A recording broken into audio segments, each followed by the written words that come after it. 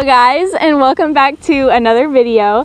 I'm very excited to film this video because this is actually going to be part 2 of the first video that I ever did on this channel, which was almost a year ago in October. And so I'm very excited to be bringing you part 2 of that video today. The video that I did a year ago today was reacting to 1-star reviews from some of my favorite books. So I've got 5 other books that I've read this year that I'm going to be doing the same thing for in this video. So without further ado, let's get into it. So just a disclaimer, these opinions are just my opinions, and opinions are like armpits. Everybody has them, and sometimes they stink. Your opinion might stink, my opinion might stink. You know what? It's okay. Because we're all people, and it's okay to have our own unique preferences for books and stuff. So if you happen to hate one of these books that I am just raving about, you know what? That is okay. I'm not going to come for you in real life. I will come for you in my mind, but not in real life. And I will forgive you at the end of the day, because at the end of the day, it's not that deep.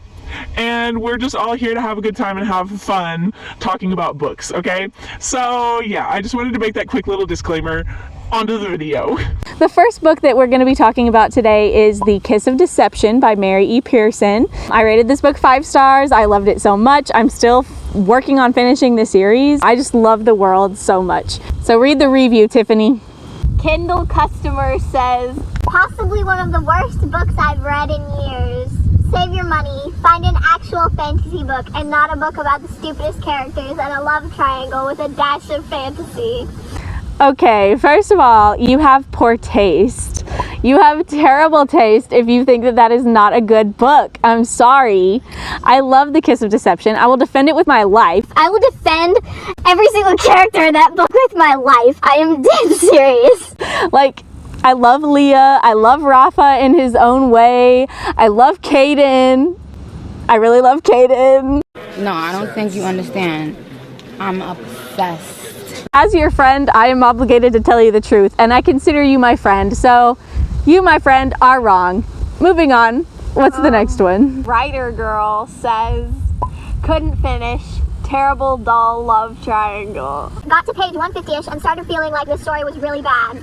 So I went back to Amazon to reread the description and double check that it does really get 4.5 stars. That's when I decided to see what the 1-star reviews had to say. They're spot on. Great descriptions. Terrible story. Everyone in this book annoyed me, including MC Princess Leah. I can't add much to the other 1-star reviews, and I hate giving bad reviews to anyone, especially Pearson, who has a great talent for words. I just felt like this story was a dull, unbelievable love triangle. I stopped caring about the characters. Or actually, I never did. I highly dislike this person. First of all, 158, nothing has even happened at that point. You're still in Terravan, probably at that point. None of the action has even started. Like, ma'am. Bombastic side eye. First of all, do you even understand the sacrifice that Rafa... Oh my... I can't. I quit. I quit with insolent, disgusting hermits like you. Anyway. My phone died. No, Tiffany! Sorry! Okay, pause it. This video is sponsored by Fresca. So the next book that we're going to be talking about today is How the Penguin Saved Veronica by Hazel Pryor. This was like a little gem that I discovered by chance at a little used bookstore, and I absolutely loved the characters. I absolutely loved the story. It was so sweet. It was so charming. I love penguins, so it was literally perfect. D. Jackson says, shocked. Purchased this novel based on its glowing reviews. Prodded myself to complete it. Expected that it would improve. Nope. It really is poor. The characters were unlikable. The scenario is ridiculous. The peachy climate jab's annoying. It's dreadful. You're dreadful. Pow. That's all I'm going to say for that one. So now we're going to be talking about A Voice in the Wind, which is the first of a series by Francine Rivers. Love Francine Rivers. I talked about 2 of her books in my previous video. So A Voice in the Wind is so good. Highly recommend. 5 stars. Let's see what other people have to say about it. Don Casper WY says, disappointed. I am ashamed that a person who calls themselves Christian wrote this book. It was unnecessarily violent, vulgar, and worldly in its sexual content. I felt violated while reading it. The ending was disappointing. I will most likely never read another one of Miss Rivers' novels. Okay, do you have any historical knowledge of what Roman society was like? Because she was just kind of being realistic at portraying what Roman society was like for Christians at that time. Let's just say you lived in that time, okay? Are you really just gonna be like prancing around being like, Yeah, you should not be doing that because, the Bible says you shouldn't. you're gonna get killed immediately? It's not like people could like stand up to that stuff without some kind of pushback. Have you ever heard of martyrs? I love that Francine Rivers was so realistic with her portrayal of that time, because that was not a fun time. That was not a fun time for anybody, not even the lions that got to eat people in the arena, because they were starved all the other times. It was not a fun time for anybody, sweetie. So, I mean, like, I don't know what you are expecting. Let's just take off our rose-colored glasses for a second and take a look at reality. Jay Mortier says, not worth the time. This book is no more than a bad paperback romance novel, maybe slightly less graphic, with a few Bible verses slipped in. After reading the other reviews, I was very disappointed. Hadassah and her faith played only a minor role, while Marcus Julia's and Atrides' escapades dominated the novel. I did not feel edified or encouraged by reading this book. Okay, if you wanted to feel edified, you should have just picked up the Bible. You shouldn't have picked up a book about Roman society. Because again, Roman society was not fun or edifying or Christian in any way, shape, or form. So if you pick up a story about a Christian living in Roman society, I don't know what you were expecting, sweetie. I'm sorry, it's Jay. I don't know what you were expecting, sir. Definitely not a fun little wholesome walk in the park holding Jesus's hand the whole time, okay? It was not a fun time. So I just love that she was realistic about it. That's one of the things I liked about it. So Vow of Thieves by Mary E. Pearson is the next one, and I'm so excited about this one. I found it really, really good, so I'm very excited to see what people had to say about it. Cece says, angsty teenage love. I think this book might be really appealing to an angsty 15-year-old. It has a number of good-looking, brave, youthful characters who overreact to everything. Someone says something wrong, another person wants to kill him or her, but oh, oops, it was all a misunderstanding. Repeat. I know it's a vast oversimplification, but too many people in this book heroically defend each other with knives and fists, only to realize that they just didn't have all the facts. Regret ensues. So disappointed. The Remnant Chronicles were way better, much more original.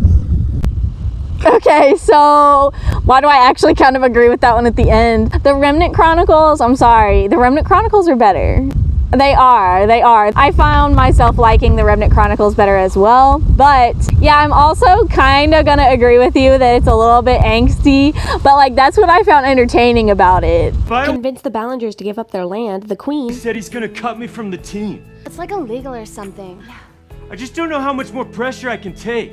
I'm on the brink of suspension. Me and Jace lied to each other. And it's super awkward that we're still hanging out. I'm sorry, I found it very entertaining and very fun. Like, I was thoroughly entertained throughout the whole thing. And all the misunderstandings, because you as the reader kind of know all of these misunderstandings, but then the characters don't know. And so they're all like going at each other, and then they're like, Oh no, I can trust this person. Oh no, never mind, I can't. It's an entertaining ride of drama, and that's what I enjoyed about it. So, I mean, I'm not gonna say you're wrong, but you're wrong for not liking it. That's what I'm gonna say. So next is Out of the Easy by Ruta Sepetys. It was just so charming and delightful, and I really, really loved the drive of the characters and the motivations of the characters and how deep her characters were. So yeah, I found it very, very good. You're not gonna like this person at all. Oh no, okay. Okay. Arabella says, phony. This book is so bad that it is astonishing that the author's other books have won awards. The interchangeable characters in Out of the Easy are so flat, dull, and personality-free that it is difficult to differentiate Patrick from Jesse, from Koki from Sadie. The main character, Josie/Josephine, is a stick figure who, for some unexplained reason, is adored by the other characters. We never know why, since she has no personality at all. When she states that she is experiencing emotions, she is completely unconvincing. It is ludicrous that Charlotte would have become Josie's friend after a minute of acquaintance. I liked the drive of the character. Like, she had a drive and she was going to do what it took to get where she wanted to be. And I really admire the lines that she laid down that she would not cross, and that made her different than her, you know, ancestors, her mom anyway. And, you know, she was going to get to where she was going, but she wasn't going to take shortcuts that made her cross lines that she had drawn for herself, if that makes sense. Very much disagree with you about her being a stick figure character. You, sir, ma'am, are a stick figure character. How dare you? I don't see where you're coming from. Did we read the same book? Anyway, moving on. Okay, so next is Run on Red. I read this book back in March when it was like freezing cold outside, and I really just wanted an escape. I was feeling nothing at the time, so I just really wanted something that would make me feel something. And this was like a little thriller book that I had seen Jess Conti say that she was reading or interested in or something. So I was like, oh, let me pick that up. And I did. And it was really good. It's free on Kindle Unlimited, by the way. Let's see what people had to say about it. Ashley says, terrible. Don't waste your money. The storyline and plot is terrible, predictable, and drags on with no real purpose. This could have very easily been a 50 pages or less short story and would have been executed much better. Would never recommend this book. Save your money and skip it. You don't really have to pay for it if it's on Kindle Unlimited, though. I'm sure people who read thrillers all the time might think it was a little bit bland. It lacked some gore and some blood and stuff, but I'm fine with that because I'm not a big fan of that. Next, for the same book, we have Jennifer S. And she says, not that gripping. It was okay, like a show that starts off really drawn out. It took too long to get to the meat of it, and the ending was decent. I'm sorry, but that analogy. I mean, I didn't think so. The whole thing about being on a dark country road and there's a truck behind you that won't leave you alone, and then you end up like on this road where you can't turn around, and then you end up getting trapped. Like, as soon as they're captured, it's like, it stays entertaining from there. Next and last is The Inheritance Game. Okay, so The Inheritance Games is a book that I read earlier this year again by Jennifer Lynn Barnes. Probably everyone out there has heard about it. I read the first one and the second one, got halfway through the third one, couldn't finish it for some reason. I DNF'd the last one, The Final Gambit, because I just couldn't feel myself getting into it. So, Lynn R. says, no, just no. Don't do it to yourself. It's stupid. The climax and resolution is stupid. The logic is stupid. I lost brain cells. Well, I'm very sorry about the loss of your brain cells. What's her name? Lynn. A moment of silence for Lynn's brain cells. Sorry about your brain cells, Lynn. Hope you're doing well. It doesn't seem like she had that many to begin with. Oh. And then we have Sabrina Isagwa. Skip it completely. Move on. Boring. Extremely dull. Started out good, then completely flopped. The characters are dull, boring, and repetitive.